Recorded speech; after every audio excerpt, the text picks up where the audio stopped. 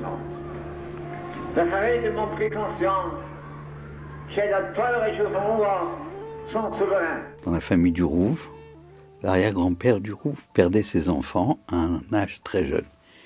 Il a donc été voir le rabbi de Tzantz qui lui a dit « Tu vas avoir un fils, jusqu'à l'âge de 3 ans tu l'habilleras en lin blanc et à l'âge de 3 ans tu me l'amèneras et je l'élèverai. » Et c'est comme ça qu'est né le grand-père du Rouve. Et raison pour laquelle aussi, jamais depuis, on ne prend une décision à l'Ari contre Tzantz dans la famille Rothenberg. Ça, c'est la première chose. Il est né donc dans une famille, une grande famille, puisque son père était nommé le Av Beddin d'Anvers. Quand le Rouve est arrivé à Anvers, aussi, il a été nommé, quand son père, après la guerre, son père ayant été tué dans les camps de concentration, alors lui a été nommé le Av Beddin d'Anvers. Il faut savoir que toute la communauté d'Anvers a été pratiquement décimée en une seule journée.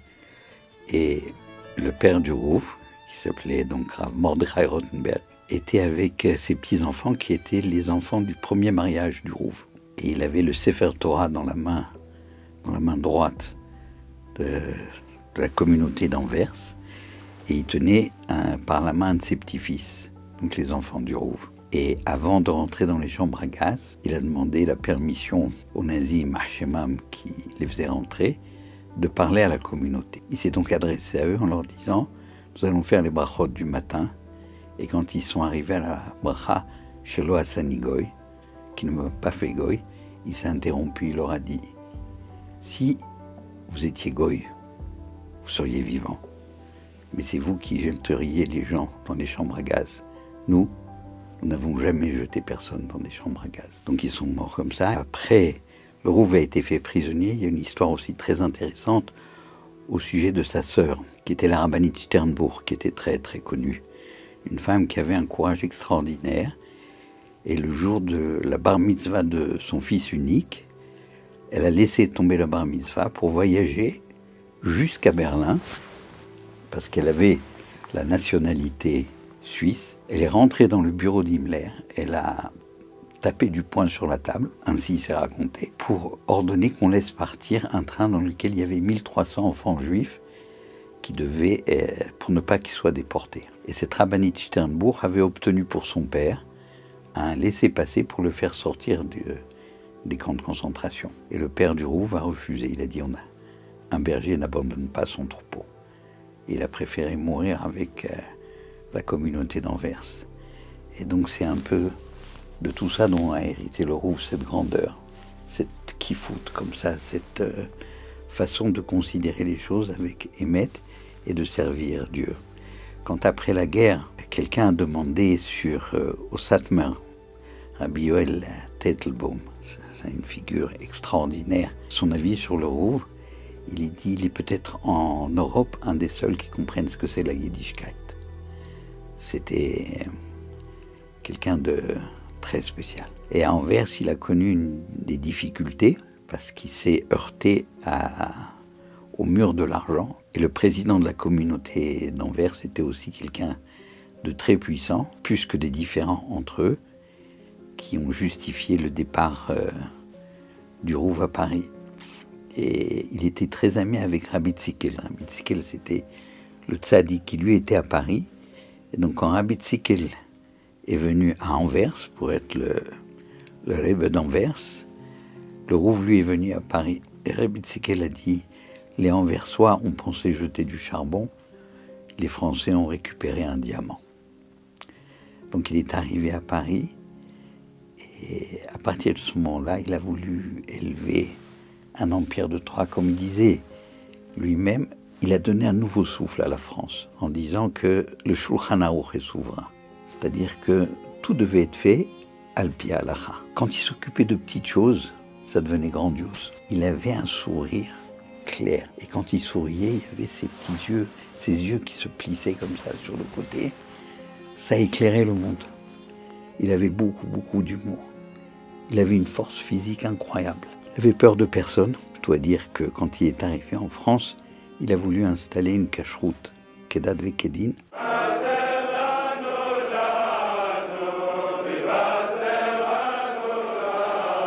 Le chinour s'est éduqué, il était très très attaché au chinour des enfants. Il avait comme ça des critères d'enseignement, il donnait des leçons d'enseignement pour la vie. Il avait l'habitude de dire, si vous n'aimez pas, ne vous mêlez pas d'enseigner. Par contre, quelqu'un qui ne connaît pas et qui voit des enfants faire quelque chose qui ne se fait pas, il a le devoir de faire une réprimande. Parce que si un adulte passe à côté d'enfants qui font des bêtises sans rien dire, les enfants vont dire après, oui, il y avait un adulte, il nous a rien dit, donc c'est permis. Il avait l'habitude de dire que les khaner, c'est contraindre pour former. Quand on prend une pâte à modeler, pour créer une forme humaine, même chez un enfant, vous faites 2 contraintes. Une au niveau du cou, une au niveau de la taille. Le niveau du cou, c'est pour faire passer entre la tête et le corps tout ce qui doit passer. Et entre le thorax et le bas du corps, c'est la ceinture. Il nous enseignait Ozer B'Gvura, Oter Israël Betifara. Quand un homme sait ceindre son corps avec la force, alors il est couronné par la splendeur. Il faisait par exemple avant de commencer l'année scolaire, il avait à cœur de faire des institutions où on élève les enfants selon la Torah Kedusha. Il a imposé à Paris quelque chose qui était complètement nouveau, cette notion de tsniot, la séparation homme-femme stricte. Je me rappelle, un jour j'étais à côté de lui, parce que j'étais souvent à côté de lui à Yom Kippour, il disait, un homme peut regarder un mur et penser à une femme, un homme peut voir une femme et penser à un mur. Quand il donnait des cours, les femmes voulaient beaucoup avoir des cours de lui. Il ne donnait un cours aux dames que s'il avait un élève à qui il parlait. Il a imposé cette notion qui pour les Français était très très compliquée, très dure à accepter, parce que le principe de l'éducation française c'est irvuvia, pas de séparation.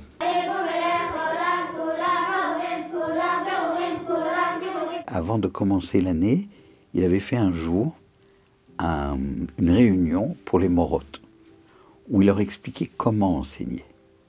Il avait un grand principe qui tirait d'un Perkei Avot, toujours le même. Quelle différence entre les élèves d'Avraham Avinu et les élèves de Bilam HaRasha? Alors il posait toujours la question, pourquoi dit-on entre les élèves de, pourquoi on ne dit pas entre les 2 personnes? Il dit parce qu'extérieurement, le jour, les 2 enseignaient les mêmes grandeurs. Ils avaient les mêmes mots magnifiques pour décrire la grandeur de Dieu, la proximité, la Avodat Hashem. Mais la nuit, Avraham Avinu s'élevait vers la grandeur céleste, l'autre était plongé dans la saleté avec son ânesse. Et ça ne pouvait se voir qu'avec les élèves. Parce que lorsqu'on a des élèves, on parle, on enseigne, on ouvre un canal où ne se déversent pas les paroles, mais se déverse la neshama de l'homme et ses actions, ce qu'il est en réalité. Il nous enseignait que les enfants font rarement ce qu'on leur dit de faire, parfois ce qu'on fait nous-mêmes, mais toujours ce que l'on est profondément. Donc le Rouv a allumé sur la Hanoukia de l'éducation juive à Paris plusieurs lui-même. La première, c'était de faire du lait kasher, parce qu'il disait que c'était l'élément de nutrition des enfants, et il fallait s'attacher à donner kasher aux enfants dès le début. La deuxième, c'était un mikvé letara. Il a voulu construire un mikvé, et pour ça, il s'est battu pour construire ce mikvé de la rue du Temple, qui fonctionne toujours d'ailleurs. Il a ensuite s'est battu pour la shrita. Et la shrita, il l'a faite avec un homme qui était un élève fidèle et courageux. Il avait une confiance en lui, et je crois même qu'il a dit de lui qu'il ne l'a jamais vu mentir. Parce qu'il faut savoir qu'il a développé un concept à Paris qui s'appelait le glad kasher. Or, le glad kasher, il n'y a que le shochet qui fait. Quand on ouvre le thorax et qu'on glisse la main dans les poumons, entre les poumons et la paroi thoracique, pour voir s'il y a des adhérences à la plèvre, le seul à savoir si en glissant la main, il n'a pas coupé des adhérences avec sa main, c'est le shochet. Il est le seul. Il est le seul à pouvoir donner le certificat. Et le Rouv avait une confiance en lui absolue.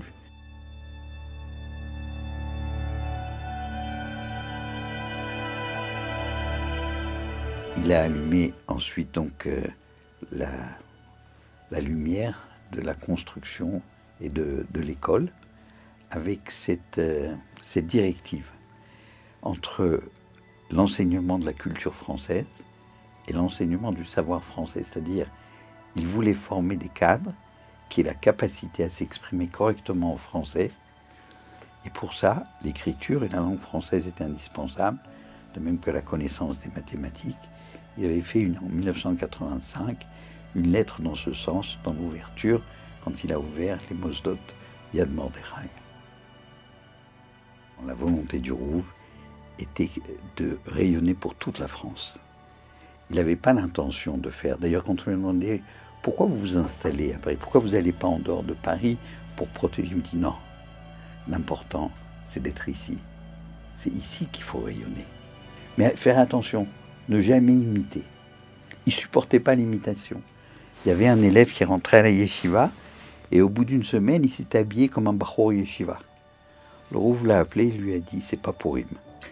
S'habiller comme un bachor yeshiva, c'est une chose qu'on doit subir petit à petit, une élévation. On doit sentir ce qu'on fait. Il faut assurer, comme en escalade, il faut mettre un piton, et ce piton va assurer, au cas où on dévisse pas de 200 mètres, on dévisse d'un seul piton.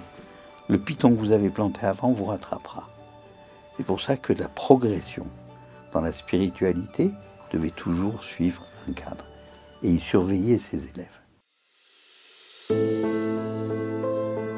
Le Rouve avait une maladie qui est le Parkinson.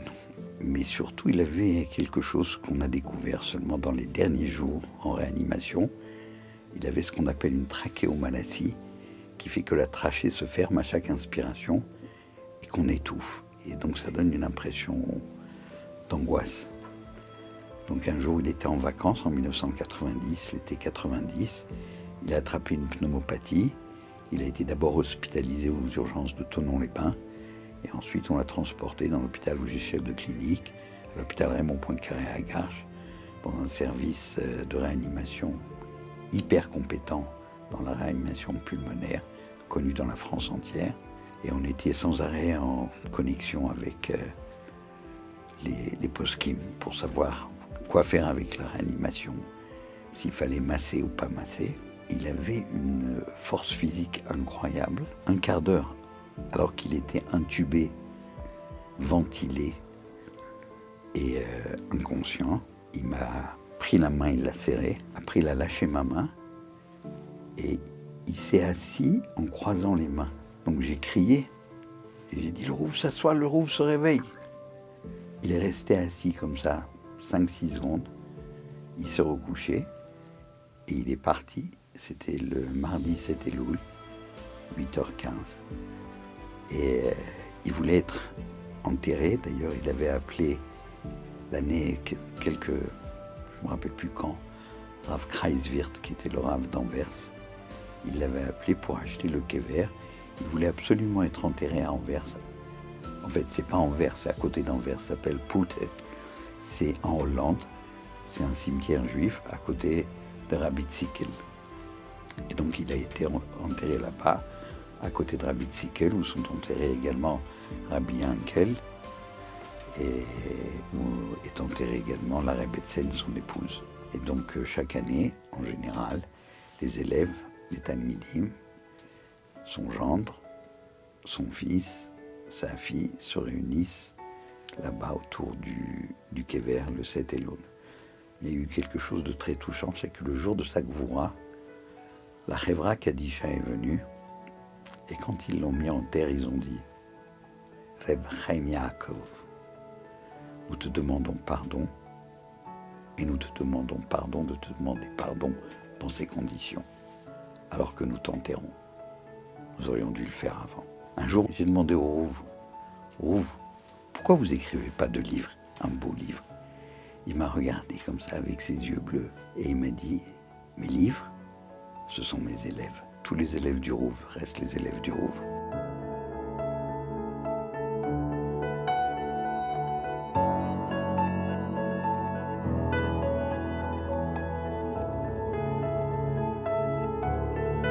L'introduction de cet auteur.